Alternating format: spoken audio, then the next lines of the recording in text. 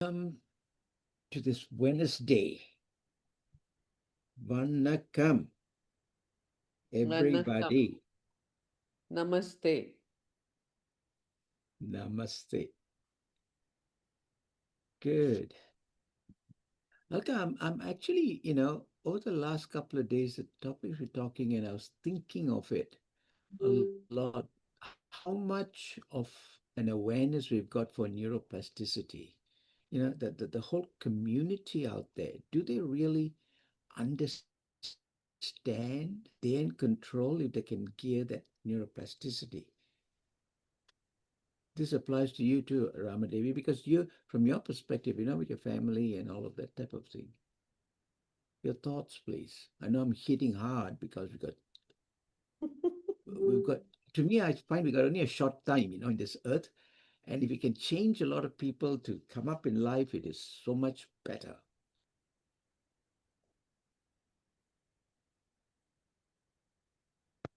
So I think the conversations that we have, they trigger something in the brain, they trigger something in our hearts, they trigger something in our soul. And I too, when we start the day with these conversations, throughout the day there is something happening. And even in the night, even while I'm sleeping, these conversations continue. And while I'm sleeping, while I'm talking to the patients, I keep connecting with what we had a chat in the morning. So that is really very beautiful. And today, David, in the morning when I got up, no, I suddenly remembered that I was writing this. I'm going to send that essay today. That essay, it's an article for the magazine. What I was telling you, for the GSF magazine, the global magazine. Sending, and their what you call theme is ignite. Remember, I told you that day that I'm Yes, writing. Yeah. yes. So it was like pretty well the same thing, what is there in my talk and everything. Just a minute. Whatever it was there in my talk, only I was continuing to write in that about human connection. Like you said yesterday, center point is what I am this, whatever you want to talk about. So I made my own mind map. I could not buy the chart paper yesterday, the paper, the big paper, but then I made my own center point, and then I was doing all of that, and I was looking at that, and I was remembering that.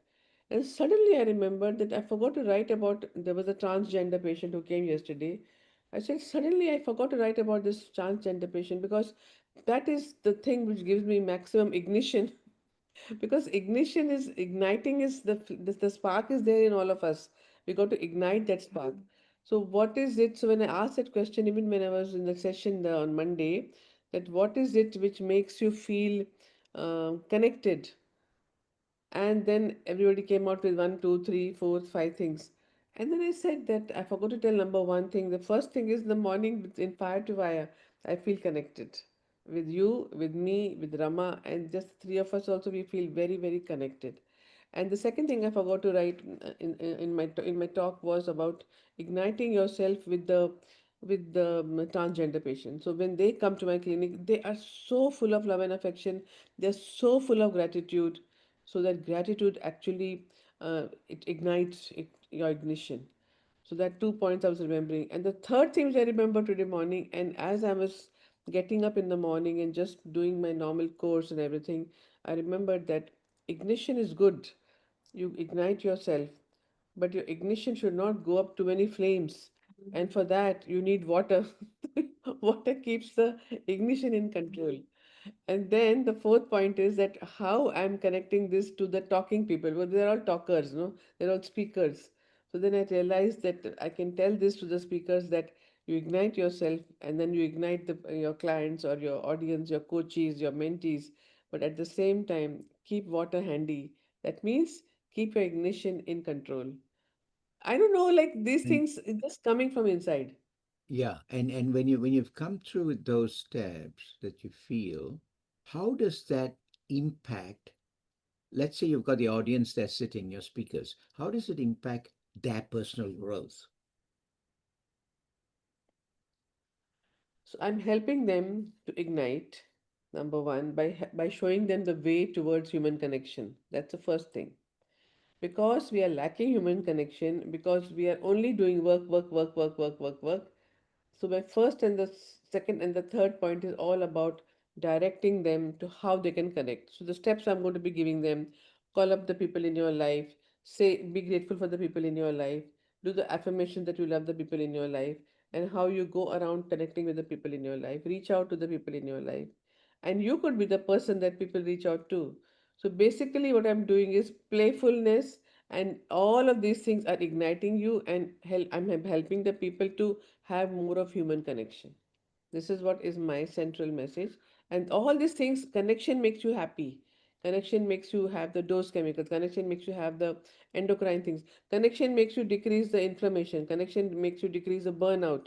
And no matter how much hard work you're doing, but if you're connected with yourself, with the world around you, you are a much more balanced, happier, coordinated, grateful person, That's productive person. fantastic. That's fantastic. Now, that connection stems from basically the individual's background, I call it, how he or she was brought up, the culture, the environment. So the level of connectivity varies from that to that. Now, without putting Ramadevi down, you see, Ramadevi is a person, I would say, wouldn't say a victim, but a person who's been disadvantaged because of the lack of exposure within the families and etc., etc., etc. So, how do you think can our beliefs that impact us for that connectivity and for that connecting brain wiring be changed?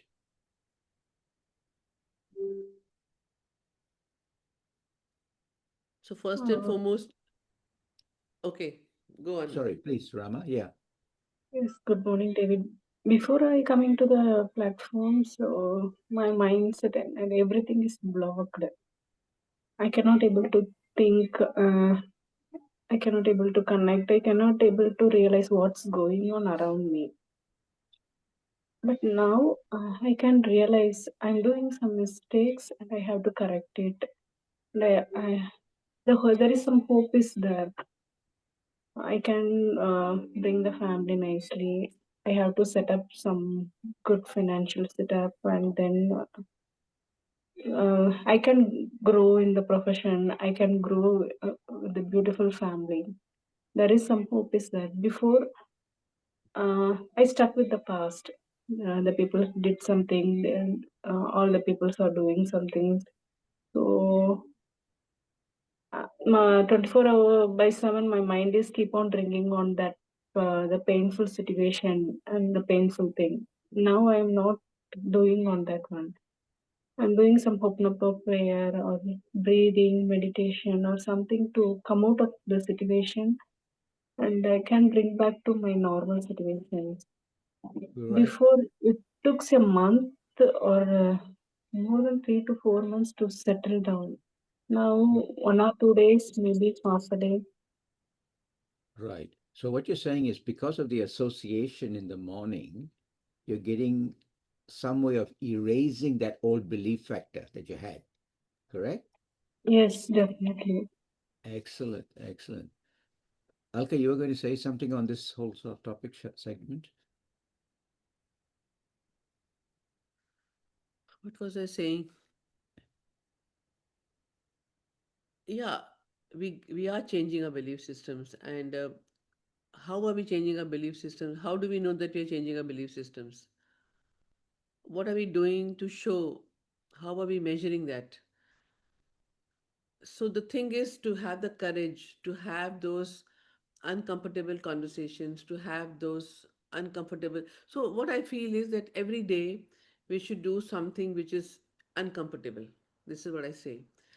Everything going comfort, comfort, comfort, comfort, comfort, comfort, comfort, not at all helping. So what I was like 30 years back, I'm going to be the same thing. So doing one thing which is uncomfortable is going to help us to grow. And what can that be? So I was talking to one of these ladies of my age. She was telling me that I can't exercise now. What? Why should I exercise now? I've done well. I'm doing very well in my life. I don't have any disease except for diabetes, and as it is, diabetes is a very small disease. Diabetes it affects each and every organ of your body, and you're not disciplined right now, and you're not walking, and you're not exercising. And then she says to me that I don't feel like exercising. So our life is not running by feelings. Our life cannot run by feelings. Once you feel comfortable, you are not going to do anything. The life is running when you force yourself to do something which is right, which you don't feel like doing. And that's what we always call about discipline. We always call about habit formation.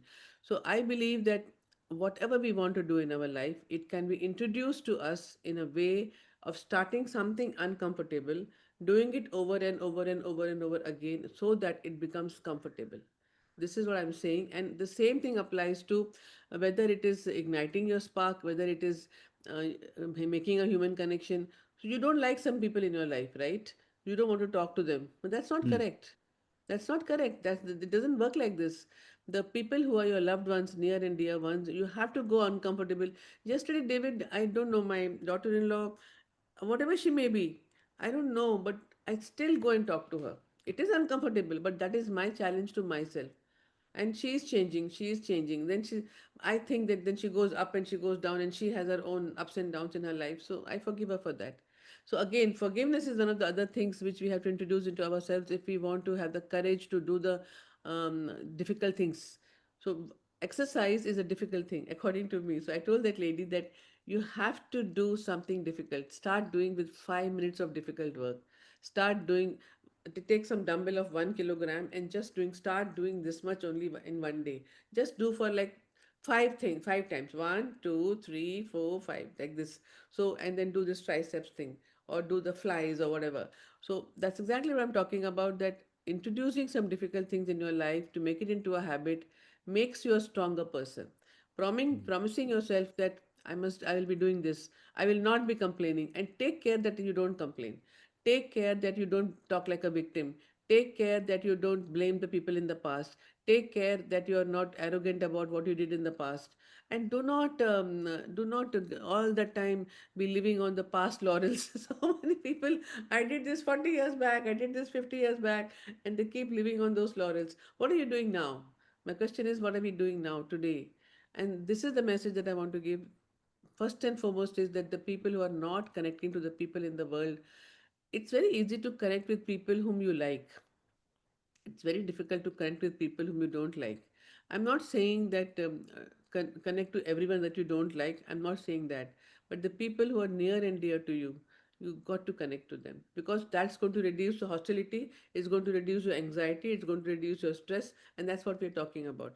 When we're talking about happiness, when we're talking about synergy, we're talking about having a good connection with everybody, especially in your own family.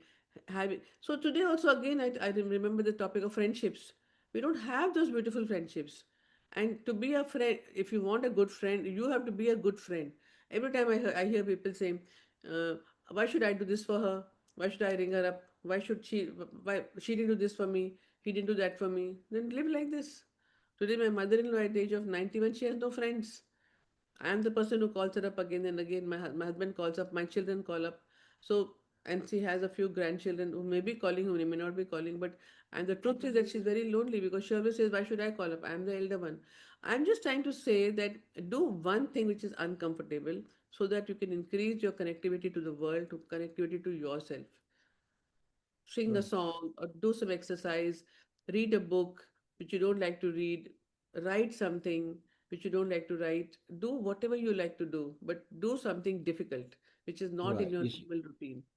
excellent. Now, you see, if I'm trying to drive into this idea of neuroplasticity, I'm getting people to understand this philosophy, okay? If can I relate neuroplasticity to, remember that plaster of Paris we used to have when we Yeah, were kids? You know, neuroplasticity I see is something like that, where it's playable. You can break it and you can do everything you want. So therefore, if it's so flexible, yeah, like plaster of Paris, we can then actually create what we want yeah. within ourselves by picking what you're just saying. And in particular, if we pick the most hardest thing to do, okay, and we only get 10% of it, it's still a huge achievement compared to picking a comfortable thing to do and you get 90% of it. Am I right in my thinking? Yeah, absolutely. and each one has to think about what is the most difficult thing for oneself. So for Right. me, it would be to keep quiet. Mm. So not being reactive is another thing that we have to be practicing in our lives. Not Right. being sarcastic is another thing we have to practice in our lives. Not being you know just immediately blurting out something. That's something I practice in my life, and I've reached somewhere where I'm not where I want to be, but definitely where I'm not where I used to be. So as a young girl, I was very impulsive. So we can't live with our impulses. We can't live the way we want to live. We just talk whatever we want to talk and get away with it. You cannot get away with whatever you speak. Your words are going to affect somebody, and your words are going to hurt somebody, or your words can be empowering somebody. So think about that. So what you're saying is so beautiful, that you're like clay, and you can, and you're like a potter, and you can shape your brain the way like you want to shape your brain, by using the words that you want, by thinking the thing that you want, and by changing your behavior. So that's the Mm. bottom line of neuroplasticity, that okay, yeah, I'm doing this what I want to do, but I can do this better in another way, and I can do this better by changing my affirmations. I can do this better by changing my thoughts and my words and my behavior. And that's the way our brain will become. So it's up to Right. us what version we want to become. Yeah. Yeah. That's why I say whenever I've been asked this question over my 3 decades, whenever I've been asked this question with people, I always keep saying that the potter is not the one that crafts the vase. He has the skill, okay? He has the skill, but actually, the quality of the clay is what you, when you pressure it, some is very fluid, some clay is very fluid, and others are very rigid. Therefore, only when you have got this playable plaster of Paris neuroplasticity, so to speak, can you then craft or wheel a magnificent vase? Absolutely. And that is what people need to see. When they can see that they are not only the sculptor, but they are the clay in the brain. And now we can wheel this in such a way, you know what, wheel, it goes round and round. So you can wheel it in such a way that you manufacture in here what you really want. And then you go out like Zorro. You remember that movie called Zorro? And you do Zorro on it, and you come up fantastic. Now, correct Lovely. me. So you connect, you change. So the what you're saying is so beautiful, that you can change the quality of the clay that you are actually, by becoming a Yes, positive person, by becoming more yes, fluid, by adding water into the clay. So you can yes. mold yourself in the way that you want to mold yourself. That is so And you become the fantastic. best clay, and then you can wheel Absolutely. what you want. The Yeah. beautiful, magnificent masterpiece. It'll end up becoming much, much better than the John Sistina's chapel ceiling painting. It'll be a bigger masterpiece than that because it's your life. I don't know, David, if you've seen that movie, um, was Tom Hanks and another boy. I can't remember the name of the movie. So it's a movie about a teacher and a student, very old, and he say, so the student is suffering a lot because Mm-hmm. he was a orphan, brought up by foster parents, and he has that victim mindset. He's suffering inside. He's very intelligent, he's very smart, but he's Right, suffering inside. And in the school, he's working in a school, but he's very smart. He reads a lot. At home, he reads and reads and reads, and his brain has become very, very great. And this child, he's he's actually sweeping and swabbing the floors of the school. And the reason he's doing that is because he wants to be close to the environment of knowledge, and he wants to be close to the environment of teachers and intelligent students. But he has no money. He cannot afford to be in the school. But he keep peeping into the classes and all that.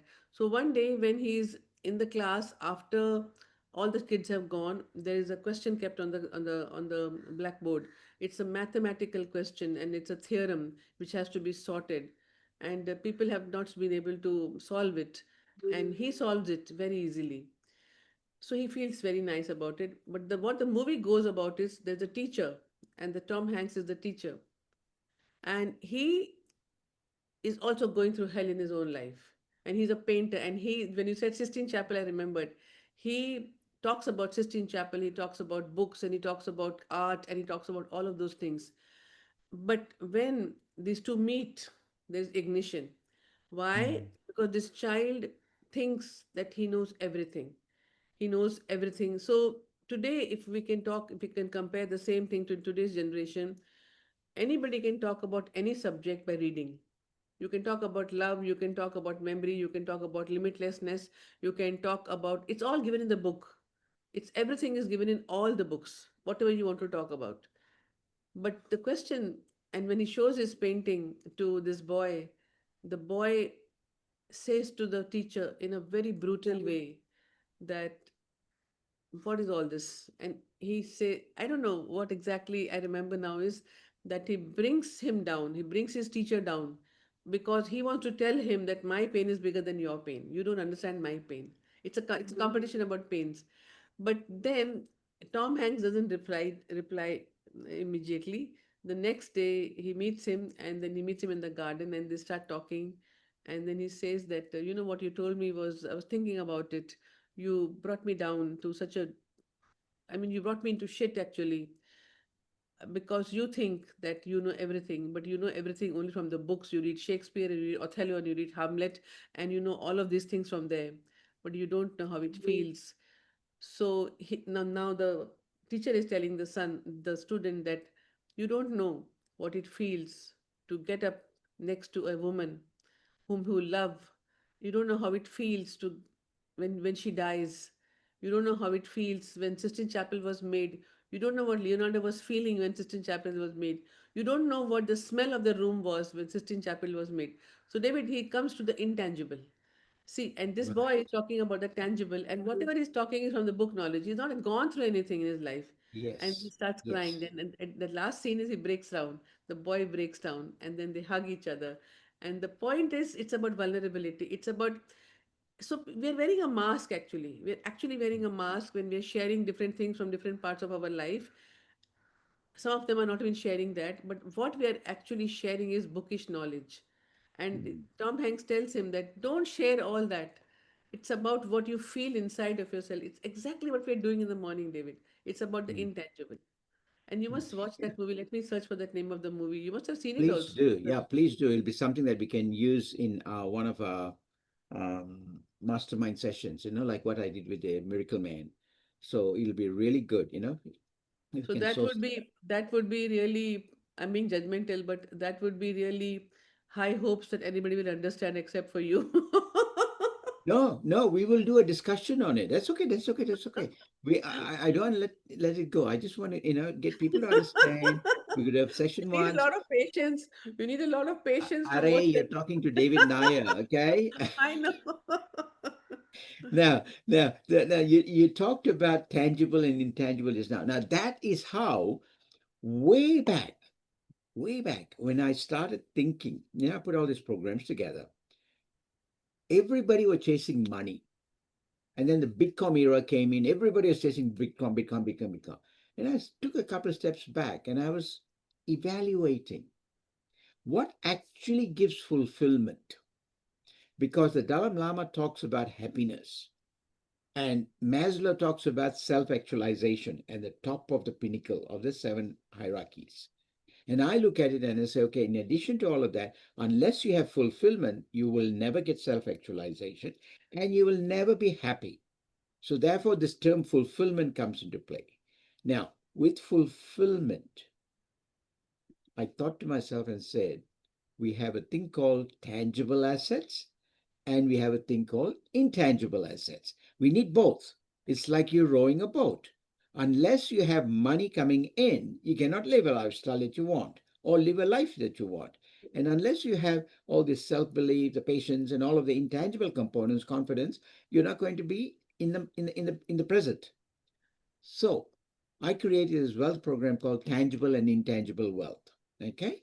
Now, many could not understand it because to them, intangible wealth was something nana land.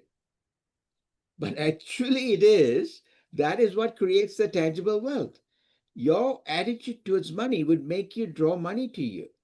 All of this Absolutely. manifestation laws and all of that that's out there, unless you're in sync with it, is not going to come. Unless you have a good relationship, it's not going to come. Unless you can put this into you. So when you know that, okay, how in the blazes are you then going to get past this hurdle that is inside of you to actually stick and say, damn it, I have to break through this boulder, just like water, and flow past it to navigate for my outcome of tangible and intangible wealth and a fulfilled life. How do we look at that perspective in the midst of all the turmoil that we have? That also is So, to you, Ramadevi. David, if you want to make money, there is a psychology of money. There is a Yes. psychology of money. Money doesn't come because you want money. Money doesn't come because of selfish reasons. Money will come when you go. What you're saying is correct, absolutely correct. You have to use the water which is inside of you so that you break through the intangible. What you feel about money is important, and it's all about the altruism. It's all about service. It's all about giving, which gets you more money. The more you give, the more you get. This is what I believe, and what you're saying is correct. Unless and until you go through the bolster or the boulder of intangible wealth, you cannot get the tangible wealth. That's a fact, and that is a taken. That is definitely there, and this has to be made understood to the people. There is a friend of mine in Pune. He lives, and he keeps sending me messages about money, money, money, money, money. And the other day I was talking to him. He's saying that, Alka, I don't know what is going to happen. From 4 years I'm talking about money, money, money. I was like laughing inside, but didn't want to tell him on his face. But I'm going to find a way to tell him that you cannot talk about money if you don't have the money, number one. You cannot talk about money if you're not having a positive friendship with money. The psychology of money is very, very important. So, the intangible is that how you attract money is when you give. When you give of yourself, when it's not about giving money only, it's when you give about yourself, when you're in the service mindset, when you're empathetic, so that synergy is created inside of you, then money will come. If you're not having the giving mindset, money is not going to come. I'm telling that. I know that. I've seen that. When I was stressed out in my early times, there was no money in my life. When I gave away the stress, only the money came, and the money came slowly and slowly. And I was not in any hurry. I'm not in a hurry today also, and I'm having full. And what you're saying about Dalai Lama, it's the same thing. Self realization, whether it is self realization, whether it's inner happiness, all of these things are going to lead to the tangible. If we are happy from inside, if we are balanced from inside, if we are coordinated, then our brain structure changes, our feelings for our money changes, and automatically money will come. But if you're not giving, and if you're egoistic, and if you're arrogant, no way the money is going to come. There are people who are very, very egoistic and they are making money. I don't want to talk about them, but the real money, the money that I'm talking about, is if it comes little by little, but it comes when I'm happy and when I'm self-realized. I'm telling this to you, David. And Maslow, whatever he Mm. says, or whether it is Dalai Lama or whether it is David Nair, it's the same damn thing. It's a psychology of money that we understand. So intangible gives rise to tangible. Absolutely correct. Oh, true. Thank you. How is this linked to emotional intelligence? Because that's a common term out there right now today. Everything is emotional intelligence. Exactly. Everything is emotional intelligence. Right from the minute you open your mouth, it's emotional intelligence. Right from the time what you're thinking is emotional intelligence. So how you conduct yourself is emotional intelligence. So when I talk about that seed, David, that there is a seed when you give, like exactly with what you compare with the potter and the clay. So when there's a seed and you give water, you give moisture, you give sunlight, you give everything, but it still doesn't want to, sprout. What's why? It doesn't want to sprout because it doesn't want to sprout because there's a big thick shell around it, and it's so arrogant that it doesn't want to break the shell around it. Exactly what the clay is. If you take a hard clay, it's not going to it's not going to be moldable. So when you add some water to it, or when you add whatever you want to water, something, the more fluidity comes into the clay. When you improve the quality of the clay, the sculpture is more beautiful. The sculpture is more beautiful. It's exactly the same thing. When you decrease the arrogance by increasing the fluidity, it's exactly the same thing. It's a metaphor, but this metaphor is so beautiful that I can't even tell you. It's so beautiful. Mm. And that wasn't planned. My talk here is not planned. It was just evolved because I felt there's a need, out in the community. And the interesting thing though, Alka, when we talk about EQ, emotional intelligence, the common thing is like anything, if you break down a component or a term into subparts, you get a better understanding of it. And my basic understanding over the 3 decades was to turn around and say, emotional intelligence, I understand it to be you have to have competency. So you're emotionally competent to understand, appreciate, etc., etc., etc. That's the first pillar, I call it. The second, obviously, is you got to be sensitized, which means it's useless blabbering out if you don't have the sensitivity inside to feel a person, to have that empathy, put yourself in the other person's shoes. All of these things actually add value to you appreciating and understanding emotional intelligence. The most important of all of that then comes to the third pillar, which is emotional maturity. Now, watch this.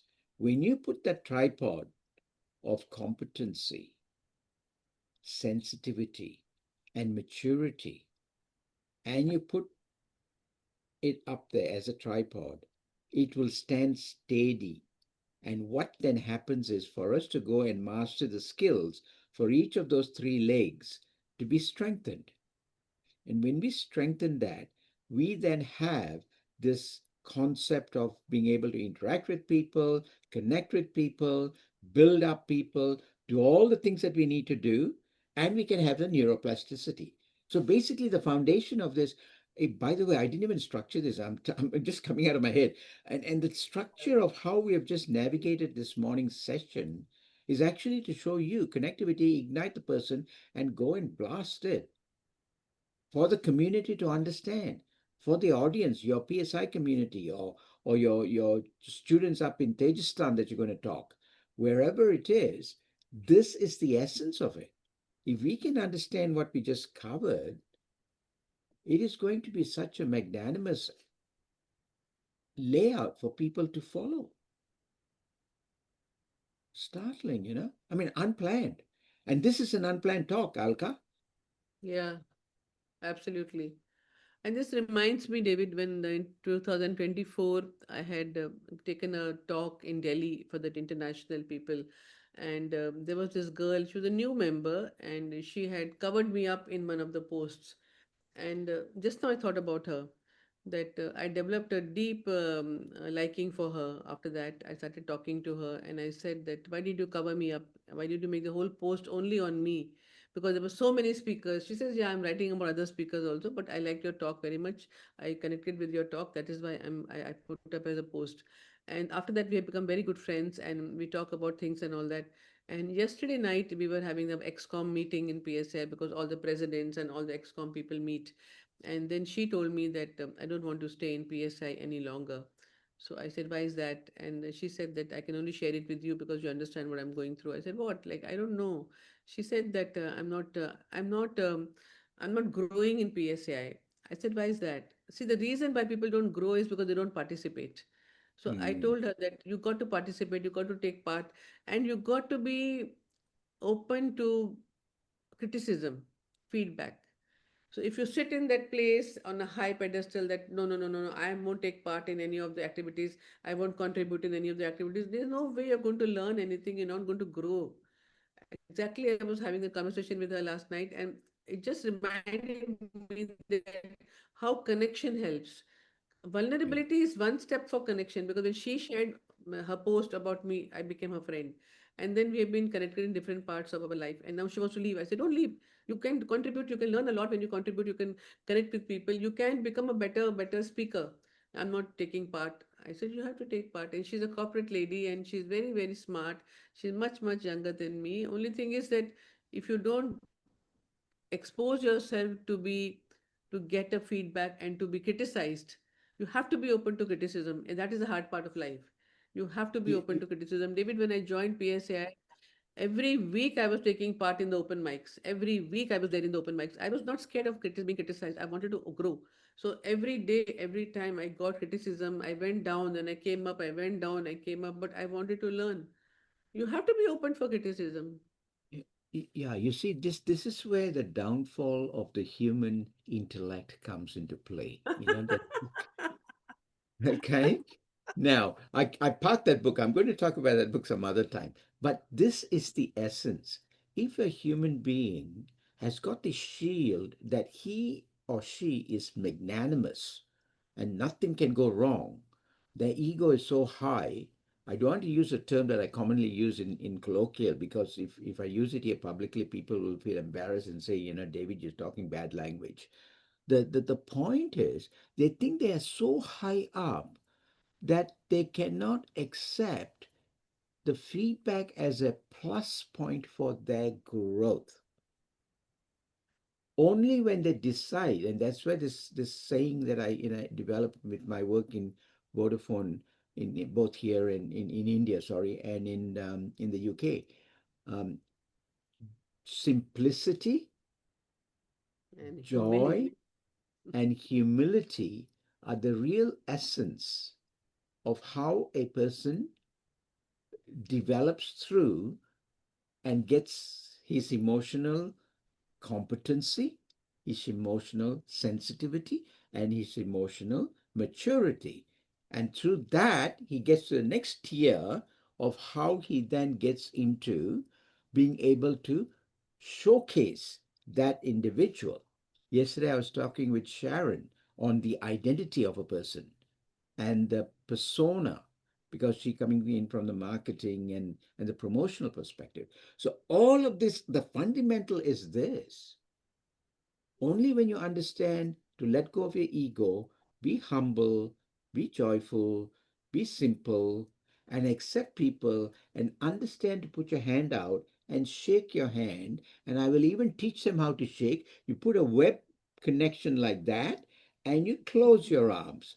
And when you do that, you have a good grip. It's not the fishman's grip, And what happens then is, when I do that, when you do that, it's such a different feeling. The feel factor comes across. We don't understand this simplicity.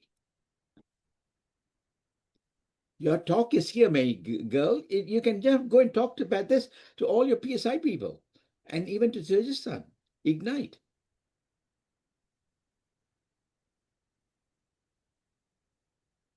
Everything we covered is here, Alka. Everything is what you cover is here. We're talking actually about life as such, and life is the biggest teacher. There's no better teacher than life. And when we talk about life, we share our problems and we share our challenges, and that is where the solutions come and the therapy comes. It's only sharing, nothing else. Just we share and share and share what happened yesterday, what happened today. Now that girl from Australia, David, I'm trying to get in touch with her from yesterday, and I sent her three, four, five messages. What time are you reaching? What time are you coming? I want to know. I'll be in the clinic that time. Are you going to be staying with me or not staying with me? Confirm, confirm, confirm. She's not confirming. And when I went to Singapore, I live in Hilton. Why would I live in any other place? I am this, I'm that. She's a marketing girl, but what is the problem? Why can't you communicate clearly? What are you hiding? I'm just asking you because I got to clean my room, I got to clean my house, I got to do so many things. So my Uh, husband said, just do it anyway. It's an yeah, ex it's Manoj has it's an got the best idea. Do it anyway. You get a milestone, something like this, to clean I and did it. clear all I the did it. mess. So Manoj can have an extra room to come in and sit down there while you do your chit chats. Okay. Now, separate to that, you also now put yourself in her position. Mm-hmm. She's arriving today, correct? Yeah. Watch this. Yesterday, she would have had to leave Brisbane or Sydney. No, she's already in Singapore. She was in Okay. Singapore for last 5 days. Okay. So she left and she has been in Singapore. Now, in Singapore, she's got meeting after meeting after meeting. She's not at her hometown. So, yes, when I'm traveling, my messages are very erratic. That's why I take those. little lounges, within inverted commas, the priority lounge in the airport, they were my second home, actually. You understand? If you looked at the last June's posts and blogs, and I talked about the legacy through airports.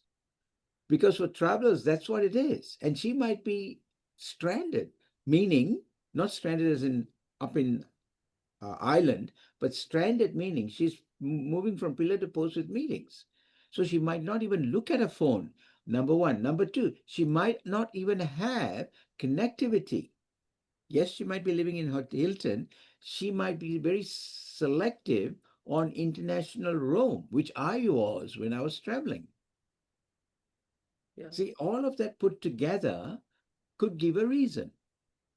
So, you have sent her 5 messages. It's what I used to always say. Patience.